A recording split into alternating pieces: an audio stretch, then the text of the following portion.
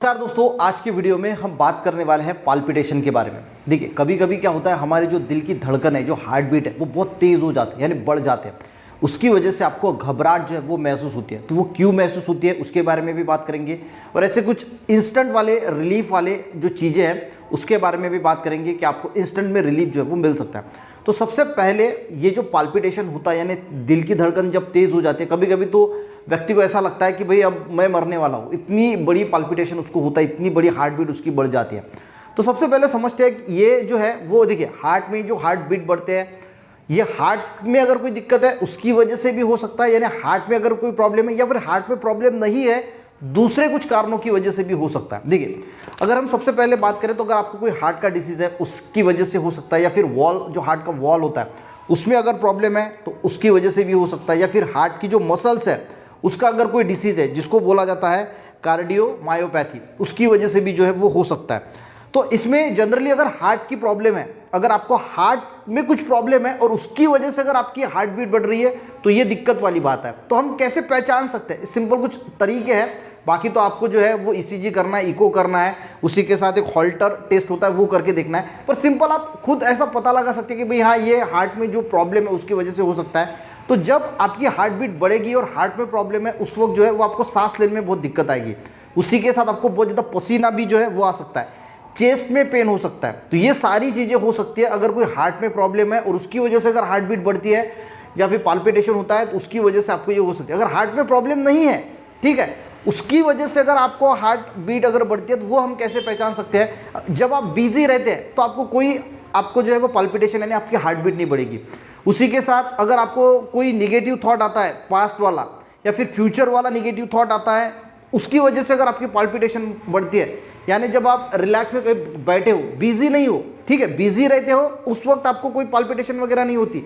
जब आप अकेले बैठे हो उस वक्त आपको अगर पाल्पिटेशन होती है, निगेटिव थॉट की वजह से होता है, तो ये हार्ट की वजह से नहीं है, ये एंजाइटी की वजह से हो सकता है। आपको जब पैनिक अटैक आता है, स्ट्रेस की वजह से आपको ये हो सकता है। दूसरे भी कुछ रीज़न है हार्ट के अलावा, जैसे मैंने बोला कि एंजाइटी है, पैनिक अटैक है, ज़्यादा अगर आप कॉफ़ी का सेवन करते हैं, कुछ ड्रग्स है उसके सेवन से भी ये भी हो सकता है, बहुत ज़्यादा अगर आपने एक्सरसाइज की उसकी वजह से भी हो सकता है, अगर आपको फीवर है, बुखार है, उसमें भी हो सकता है। कोई लोग जो है वो टोबैको, स्मोकिंग का ज़्यादा इस्तेमाल करते हैं, उसकी वजह से भी हो सकता है। कभी कभी आपके बॉडी में ऑक्सीजन की कमी हो जाती है, उसकी वजह से भी पाल्पिटेशन हो सकता है। बीपी की, अगर थायराइड की, बीपी की अगर गोलियाँ चालू है, उसकी वजह से भी कभी हो सकता है। खून की कमी के वजह, यानी हीमोग्लोबिन की कमी है, उसकी वजह से भी आपको पाल्पिटेशन हो सकता है। तो दो वजह से हो सकता है, एक तो हार्ट में कुछ दिक्कत है या फिर हार्ट में दिक्कत नहीं है। ये सारी चीज़ें हमने बताई, और ये भी बताया कि कैसे हम इसको आइडेंटिफाई कर सकते हैं।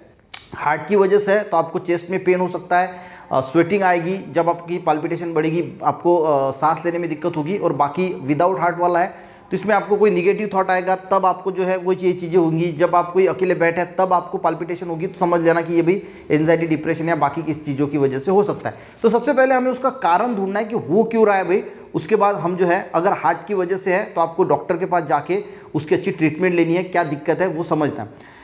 अगर हम रेगुलरली योगा करते हैं तो आपको जो है योगा या फिर एक्सरसाइज, थोड़ी एक्सरसाइज अगर हम रेगुलरली करते हैं, अगर वॉकिंग करते हैं रोज 30 मिनट, तो आपको इस पाल्पिटेशन से छुटकारा मिल सकता है।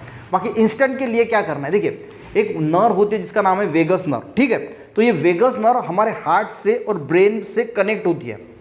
ये जब स्टिम्युलेट होगी, ये जैसी स्टिम्युलेट होगी तो आपकी हार्ट बीट जो है वो नॉर्मल होना शुरू हो जाएगी, यानी कम होना शुरू हो जाएगी। इसके लिए आपको क्या करना है, आपका जो चेहरा है, फेस है, उसको ठंडा पानी मारना है, ठीक है। ठंडा पानी अगर आप मारोगे तो ये वेगस नर्व स्टिम्युलेट हो जाती है, जिसकी वजह से आपकी हार्ट बीट जो है वो नॉर्मल आने के लिए बहुत मदद होती है।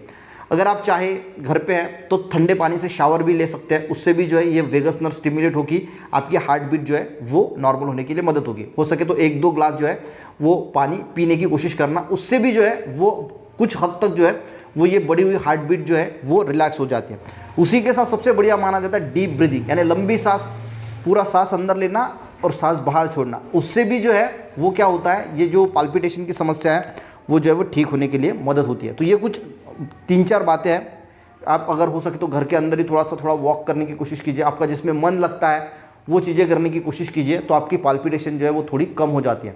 अगर हार्ट की वजह से कुछ, देखिए करना क्या है, ठंडा पानी चेहरे पे मारना है, हो सके तो शावर लेना है, 1 गिलास पानी पीने की कोशिश करना है और डीप ब्रीदिंग करना है, तो आपको इंस्टेंट रिलीफ मिल जाएगा। वैसे रेगुलरली योगा एक्सरसाइज अगर हम थोड़ी करते हैं तो भी आपकी पाल्पिटेशन जो है वो कम होने के लिए बहुत मदद होगी।